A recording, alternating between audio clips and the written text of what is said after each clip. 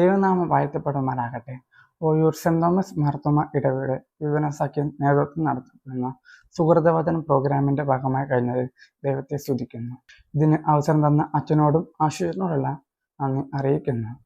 അല്പത്തെ ദാനത്തിനായി ലഭിച്ചിരിക്കുന്ന ഭാഗം എഫേസ്യർ 2:13.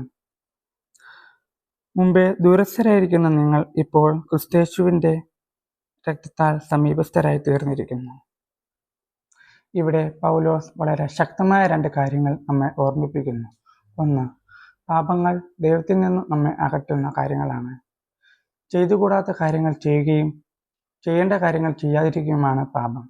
ചുറ്റിലും ഇരുട്ട് നിറഞ്ഞ പാപം ഈ ലോകത്തെ നമ്മെ ജീവിക്കുന്നതും വിശാലമായ പാപം വഴികളാൽ നമ്മെ മാടി വിളിക്കുന്നു.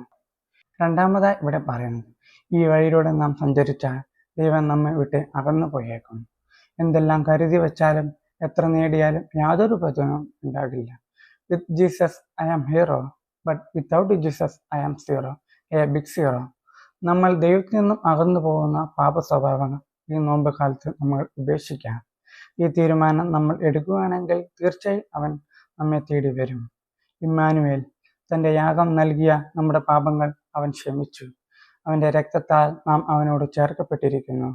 അത് അതിരില്ലാത്ത ഈ സ്നേഹത്തിൽ നിന്നും അകന്നുപോയി എന്ന് തോന്നുവാണെങ്കിൽ അവൻ നിങ്ങൾക്കായി ഒരു വഴി തുറന്നിരിക്കുന്നു.